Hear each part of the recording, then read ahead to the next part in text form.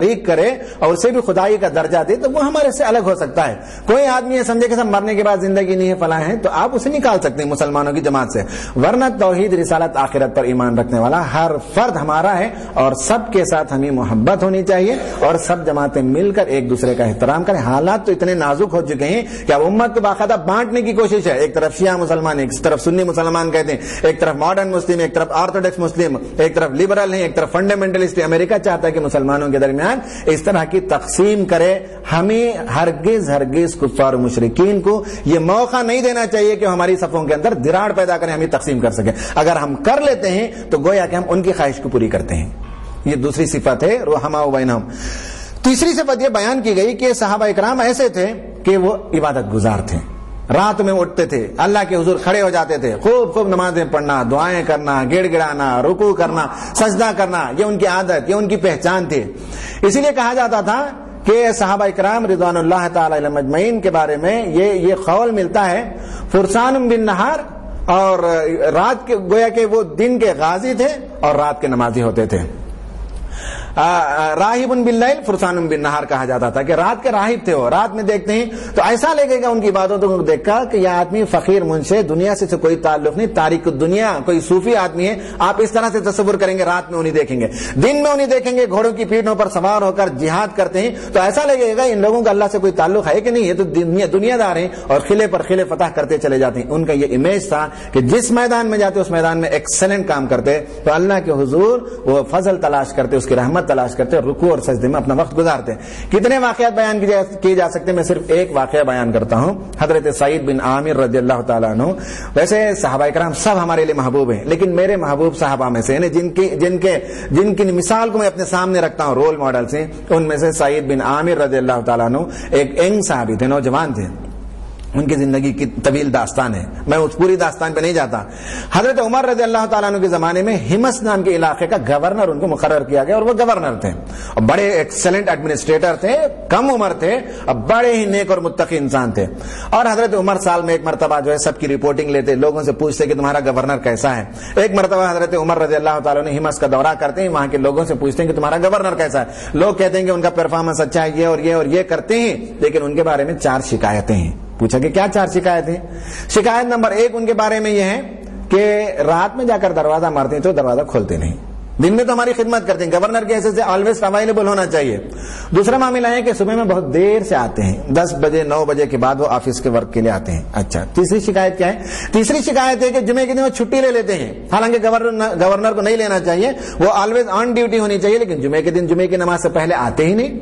और चौथी चीज क्या है? चौथी शिकायत है कि मजलिस में बैठे रहते हैं, अचानक उन पर मिर्गी का दौरा पड़ता है गालिबन और वो बेहोश होकर गिर जाते हैं। ये 4 शिकायतें लोगों ने रखी हैं। हजरत उमर ने सब सुनने के बाद गवर्नर से मुलाकात की, सारा रिपोर्ट डिटेल काम काज सब देख लिया। देखने के बाद पूछा कि सईद बिन आमिर तुम्हारे बारे में ये बातें मुझे सुनने को मिली हैं, इसका क्या जवाब है? कहा कि देखिए अमीरुल मोमिनीन, मैंने आज तक इन उमूर का किसी को जवाब नहीं दिया, लेकिन चूंकि आप मेरे खलीफा हैं, मेरे अमीर हैं, आपके कहने पर मैं जवाब देता हूं। पहली बात है कि दिन भर मैं खिदमत खल्क में अपना वक्त लगाता हूं, इंसानों के लिए मैं वक्त लगाता हूं। इसलिए मैंने तय कर रखा है कि रात में मैं अपने खुदा से लौ लगाता हूं, मैं उसके हुजूर खड़े हो जाता हूं। जब मैं नमाज के लिए खड़ा हो जाता हूं तो लोग क्या दरवाजा मारते हैं, क्या अपनी जरूरियात लेकर आते हैं, मुझे उसका होश नहीं होता है, क्योंकि दिन भर मैं इंसानों की खिदमत करता हूं। रात में तुझे मुझे सुकून मिलना चाहिए, मुझे अपने रब से लौ लगाने, उससे बात करने, उससे कलाम करने, उसके आगे सजदा नयाजमंदी करने का मुझे मौका मिलना चाहिए। रात में मैं अपनी इबादत के लिए वक्त लगाता हूं। ठीक है।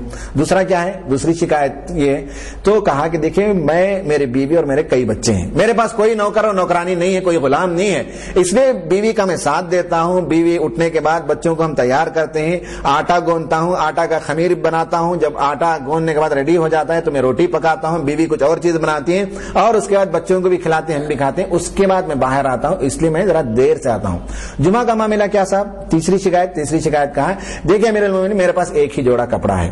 जुमे के दिन होता है कि मैं नीचे का तहबंद बांधता हूं, ऊपर का कपड़ा धोता हूं, ऊपर का कपड़ा सूखने के बाद वो नीचे बांधता हूं, फिर नीचे का कपड़ा उठाकर धोता हूं। तो इस तरह से कपड़ा धोने और सूखने और पहनने की बारी बारी में जुमे का वक्त हो जाता है, इसलिए मैं जुमे की नमाज ही को आता हूं, उससे पहले नहीं आता।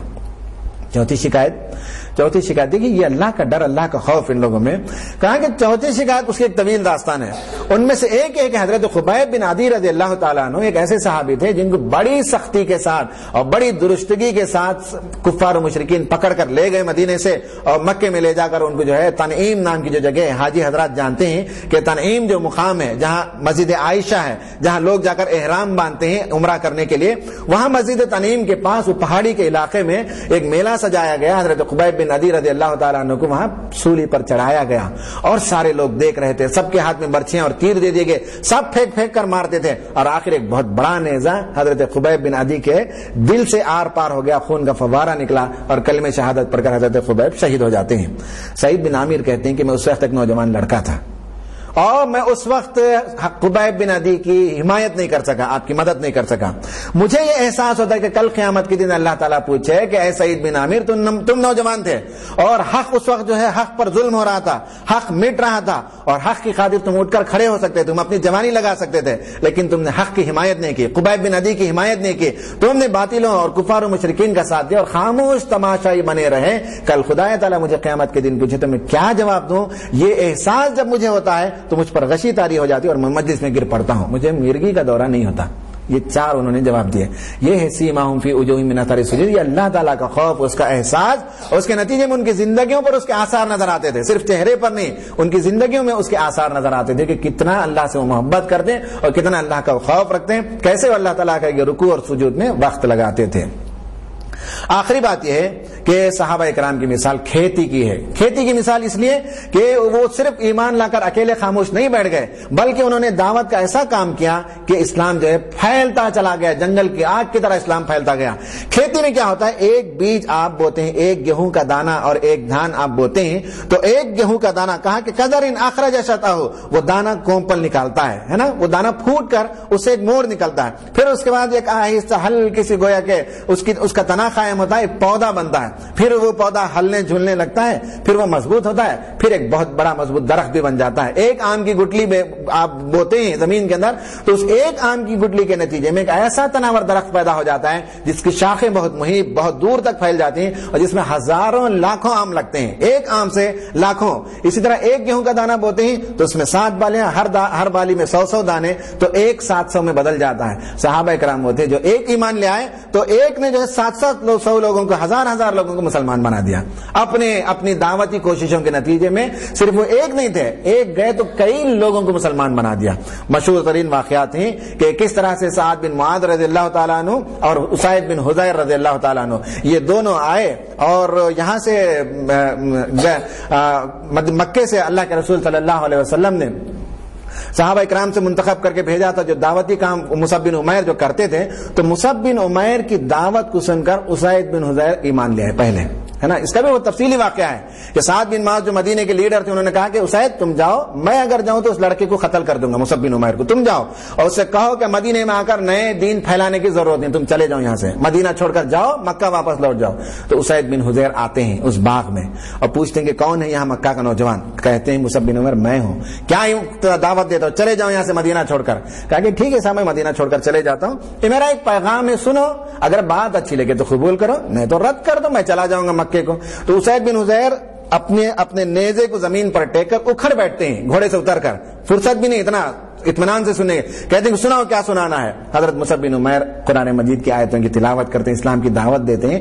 تو اسید بن حضیر جو مصعب بن عمیر کو بھگانے کے لیے آئے تھے، ان کی دعوت سن کر وہیں اسلام قبول کرتے ہیں. واپس پلٹ کر مدینہ جاتے ہیں تو سعد بن معاذ دور سے دیکھ کر کہتے ہیں اسید تم جو چہرہ لے کر گئے تھے وہ چہرہ نہیں ہے، لگتا ہے کہ تم بھی اس کے دام میں پھنس گئے، تم بھی ایمان قبول کر گئے، تم سے کام نہیں ہوگا، چلو میں اس کا کام تمام کرتا ہوں.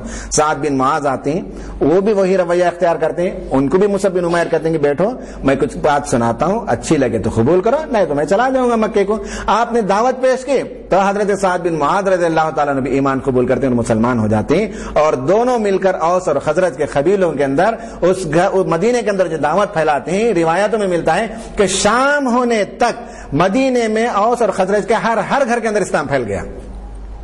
ایک آدمی اسلام قبول کرتا ہے تو پورے قبیلے کو مسلمان بناتا تھا. ایک آدمی اسلام کی دعوت دیتا تو کئی لوگوں تک اسلام کی دعوت کو پھیلاتا تھا. گویا کہ شمع ہے, چراغ ہے, ایک چراغ سے دوسری چراغ, دوسرے سے تیسرے چراغ کو جلایا جاتا ہے, یہ نور پھیلتا چلا جاتا ہے. صحابہ کرام کی مثال کھیتیوں کی سی ہے کہ وہ ایک دانہ تھے لیکن انہوں نے اپنے آپ کو اس کام میں لگایا تو ایک سے کئی دانہ بن گئے, گویا کہ ایک جو ہے 1000 میں تبدیل ہو گئے. یہ مثال ان کی انجیل کے اندر ہے. تورات میں وہ مثال ہے کہ یہ دیندار لوگ ہیں, اس کی تفصیلات اور آیتیں وہاں ملتی ہیں, اور انجیل میں صحابہ کرام کی مثال ہے. قرآن نے بتایا کہ صحابہ کرام وہ تھے کہ اللہ کے رسول کو جو فتح ملی ہے, فتح مکہ یا اس سے پہلے جو صلح حدیبیہ کی جو فتح ہے, اس فتح میں صحابہ کرام کا بڑا بنیادی اور اہم